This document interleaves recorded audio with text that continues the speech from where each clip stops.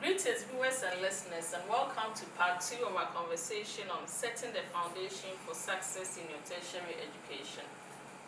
In part 1, we talked about the 3 dimensions to the human person and the 3 keys to owning your studentship. We are going to continue with the concluding part, and we will focus on the 3 dimensions of campus life and the keys to academic excellence. Stay tuned.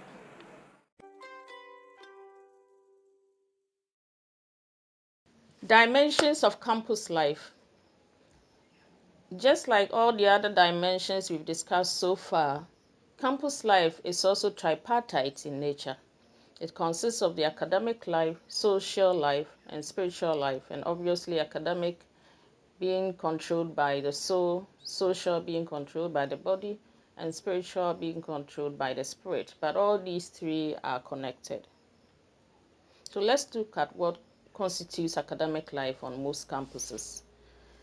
Typically, it involves attendance of lectures, and I will encourage you to attend all lectures because most lecturers give away what they will examine you in whilst they are teaching you in the classroom. These days, where there are a lot of online portals or repositories for lecturers to deposit their teaching material, students are tempted not to go for lectures.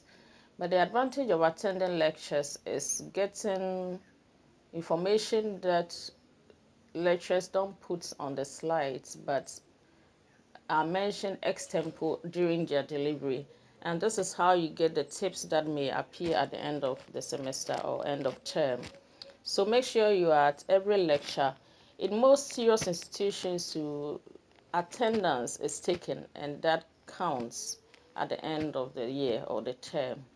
Again, there could be surprise quizzes during lectures. So it's important that you attend all lectures, except when you are not well. Then you ask for permission so that that could be factored in the overall grading at the end of the year or the semester or the term.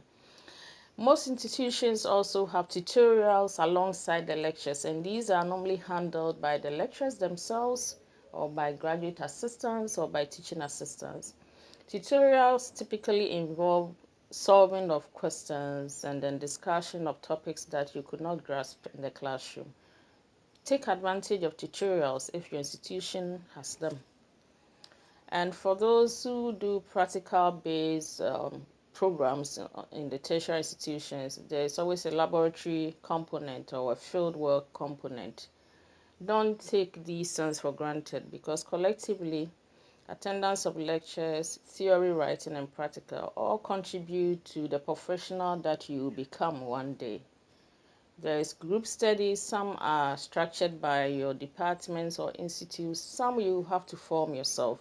So if you identify some group of people or classmates that you think are good in certain areas that you want to learn from, you can form study groups and that you tap from the strengths of each other.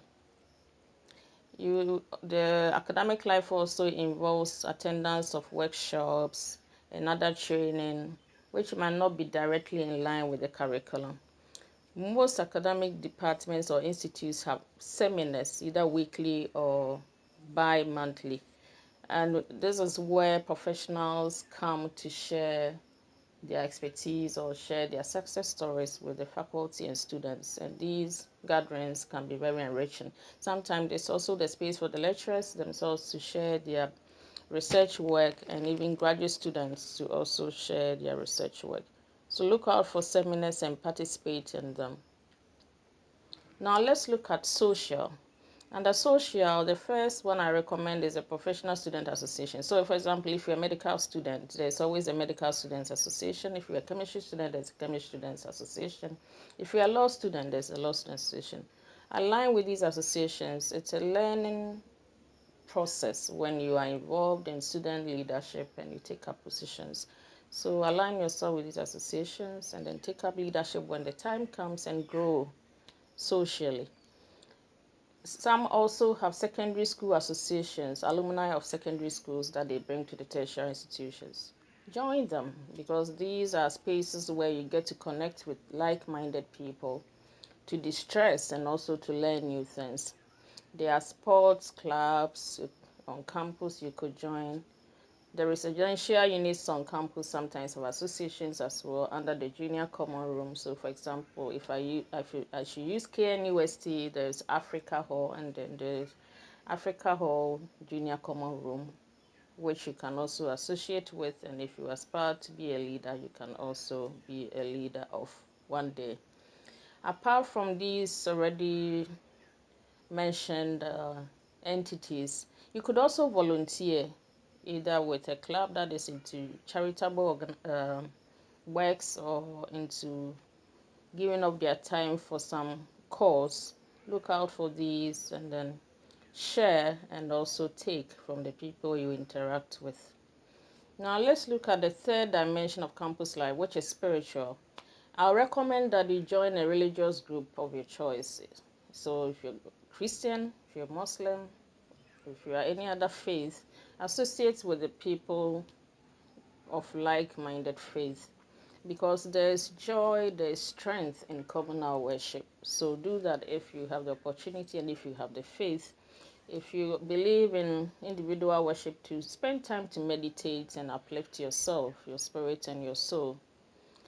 The belief in something bigger than all of us or in a supreme being always helps, especially when you are overwhelmed by the pressures of academic work and social life and all the dimensions of campus life. Now, keys to academic excellence. After you have done all the things we have mentioned, this is kind of summing it all up for us. Be in tune with your body, your soul, and your spirit. So the tripartite nature of the human person, don't lose touch of that. And then feed your body and spirit and soul so that they will all be in good state of health. Once you feed in your academic with intellectual knowledge, you're feeding your soul with intellectual knowledge, make sure your spirit is well fed, make sure the body is well fed. Because you are on campus to study, prioritize and focus on your academic dimension more. And I will say study, study, study, and study again. And now how you have studied, make sure you have a daily, weekly, monthly to-do list of the things you need to do and arrange in order of priority. And then follow them religiously. You are human, so there are times you'll not be able to follow. It's okay. Don't be too hard on yourself.